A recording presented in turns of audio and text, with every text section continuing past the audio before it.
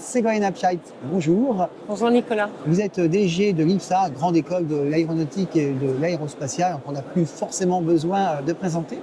Alors, il y a un point qui est un peu spécifique au sein de notre école, c'est une vie associative très riche, mais attention, pas n'importe quelle vie associative, hein. Pas une vie de soirée, pas participation au 4 trophy ou autre, mais dépôt de brevets, par exemple. Voilà, alors effectivement, on a des associations plus festives ou créatives comme dans toutes les écoles, mais nous, on a surtout nos associations techniques. Alors on a par exemple IPSA One, hein, qui est une association tournée vers le spatial, et eux, ils ont inventé un petit moteur ionique. Ils sont en train de faire le dépôt de brevet avec le CNRS. Voilà, alors c'est quand même assez intéressant. Et puis on a deux associations qui, elles, fabriquent des lanceurs. Donc en fait, elles travaillent aussi bien sur la conception que sur le matériel.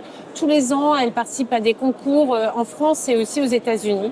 Ça a été à l'origine d'ailleurs d'une start-up qui s'appelle Opus Aerospace, qui est très souvent citée par Philippe Baptiste, le président du CNES. Alors moi j'ai assisté à un événement que vous avez organisé sur le campus et je me souviens d'un cockpit. Alors, soit d'Airbus, non, c'était un cockpit d'Airbus, et je crois qu'il a été fait, me semble-t-il, par une des associations de l'école. Oui, IPSA Flights. Alors, eux, ils sont spécialisés dans les simulateurs.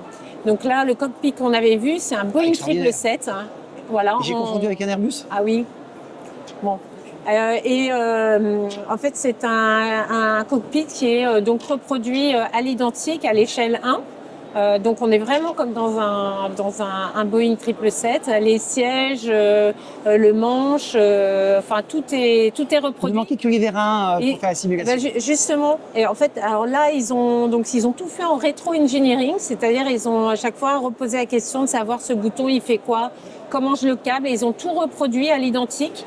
Donc en fait, quand vous décollez pour aller à Miami, on a, vous avez le manche en main, un peu comme quand vous êtes dans l'avion.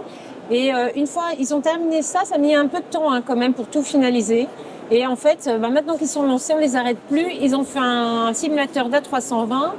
Ils ont repris des vieux simulateurs du musée de l'air et de l'espace qui leur a fait don, et ils les ont totalement recustomisés pour refait entièrement la simulation à l'intérieur. Et là, ils sont sur un simulateur aptonique, c'est-à-dire qu'en fait, c'est un simulateur qui permet d'avoir les sensations de vol.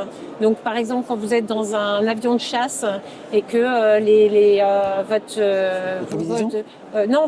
ceinture de sécurité vous tient. En fait, ça permet d'avoir toutes les sensations du vol. Voilà, ils sont en train de fabriquer ça. Alors, tout ce qu'ils construisent, c'est pas forcément sur une année de promo.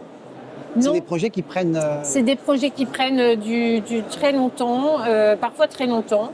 Et en même temps, je trouve ce qui est assez incroyable, c'est qu'on a des maquettes pédagogiques très lourdes, comme dans toutes les écoles d'ingénieurs. Hein. C'est des très grosses maquettes pédagogiques qui sont près de 800 heures par an. Donc c'est quand même, ils sont beaucoup en cours, beaucoup en projet déjà, et malgré tout, ils trouvent le temps. Et parce qu'en fait, certainement, ils sont passionnés de s'engager dans des projets comme ça.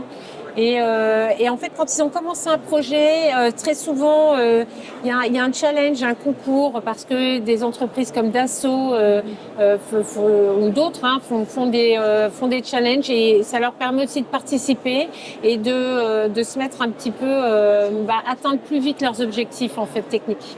Alors, une vie associative très riche. Si on balaye très rapidement, les nouveautés IPSA de l'année 24-25, ouverture d'un très beau campus à Toulouse. Alors on a un tout nouveau bâtiment à Toulouse. On a maintenant plus de 700 étudiants à Toulouse sur les 5 années du programme ingénieur, et cette année on a ouvert le bachelor à Toulouse aussi. Voilà. L'autre nouveauté, c'est qu'à Lyon, on ouvre un tout nouveau campus. On fera l'inauguration en 2025. Et puis, on ouvre le cycle d'ingénieur en apprentissage à Paris, et 3 nouvelles formations des masters spécialisés. L'un en Aerospace Propulsion, qui est tout en anglais, plutôt pour des profils internationaux. Un MBA avec l'ISG, un double diplôme MBA en ingénieur d'affaires en aéronautique et spatiale, parce que c'est un métier de vente complexe très spécifique pour ce domaine un peu d'excellence. Et puis un master spécialisé qui est tourné vers les systèmes embarqués, tout ce qui est sécurisation, apprentissage automatique des systèmes embarqués, donc des drones. Voilà, on voit bien les applications qu'on peut en faire. Anne Ségolène, merci pour cet échange. Merci Nicolas.